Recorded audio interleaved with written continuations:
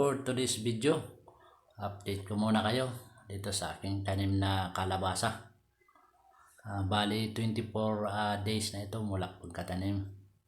Nakapag-abono na ako tulad ng sinabi ko sa inyo ng nakaraang video.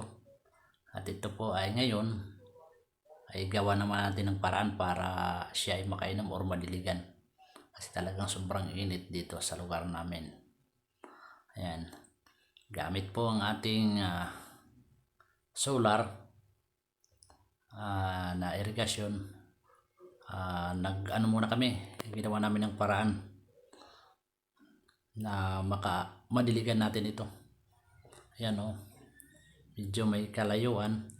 Ang gumawa ko ng paraan, provide kami ng hose para makaabot lang dito sa makaabot dito sa area na to. Ngayon nag-umpisa na tayo magpa-tubig ulit. Kasi kung hindi natin gagawa ng paraan na ito ay madiligan, sa tingin ko hindi tayo makakaano dito, hindi tayo makakapagpabunga dito ng ayos. Dala nga po ng sobrang init talaga. Mabuti na lang ito at hindi pa wala pa sa hindi pa lumampas sa kanyang paglaki niya na kailangan niya ng tubig. Halimbawa nakaabot na siya ng isang buwan tapos di pa na inuulan o di pa nadidiligan, may posibilidad na bansot na siya. Pero ito ngayon hindi pa, kasi sinalubong talaga namin na kung kailan kailangan niya ng tubig, ito na i-provide namin kaagad, na ibigay namin sa kanya. Ay tulad nito ngayon, medyo kakuha kami ng tubig, hose pala. Hindi tayo may hirapan dito sa pagdilig na ito. Ayan pala kahapon yung aming nadiligan. Medyo pinaighan na natin ng tubig. Iba kasi nagtataka bakit daw ganun, baka daw mamatay. Ayan, tulad yan, sobrang ng init ng panahon. Siyempre may tendency nga ganyan kung mapapabayaan. Siyempre pag tingin natin na naapaw na o nadiligan natin yung basang-basa na yung lupa, ilipat na natin. Stop na natin yung tubig. Kung wala tayong paglilipatan, okay na yun. Tulad sa amin, kaya binabantayan namin ito. Hindi namin hinahayaan na patubig lang ng patubig. Hindi naman ito palay. Kung palay, ayos lang. Ito hindi po pwede napakasilan yan, lalo at mainit ng panahon. Nangyayari lang po yun na nasisira yung ating tanim. Lalo na itong gulay. Kahit anong gulay, basta patubigan ng sobra. Tulad yan. Pag yan ay maghapon, ngayon, tapos bukas maghapon pa rin na ganyan ang tubig, steady, sigurado walang walang mangyayari, patay talaga yan, malanta talaga yan. Kasi siyempre nainit yung tubig. Pag uminit yung tubig, maapektuhan yung ugat niya, mamatay yun. Pero dito sa amin hindi, kasi yung tumatakbong tubig dyan buhay na buhay yung tubig. Kasi gawa nga ng umaagos doon sa kabila kung saan pa yung niyan. Tinan mo, nagalawang tubig na agos. Bago makainit ang tubig niyan o uminit ang tubig, ini-stop na namin, tapos lipat ulit dun sa kabila kung saan pa yung walang tubig. Yan, tulad doon sa kabilang area, doon namin lilipat niyan pag napuno na itong area na ito. Ganyan lang kasimple. O sakripisyo nga lang. Kumbaga maswerte lang kami, gawa ng wala tayong gastos dito sa diesel or gasolina.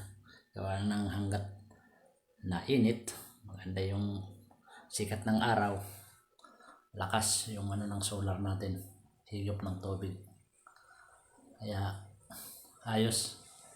Ayan maganda.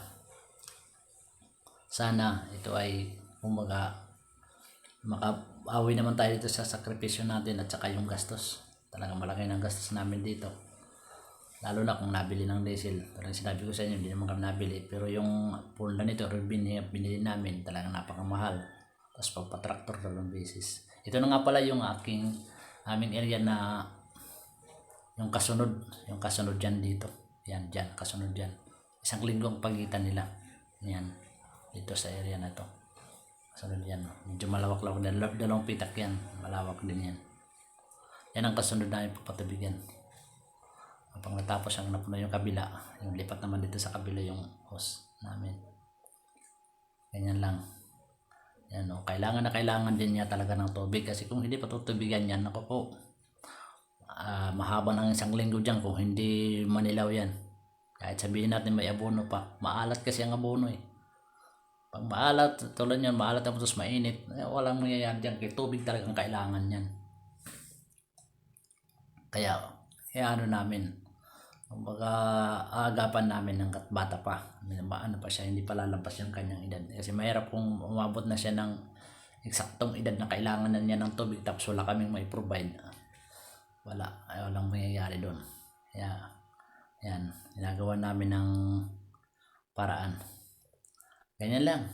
So, kung bago ka lang sa aking YouTube channel, David Mix Vlog, paki-subscribe naman, like and share. Press the notification bell para maging updated ka sa aking mga videos na i-upload. Ayan o.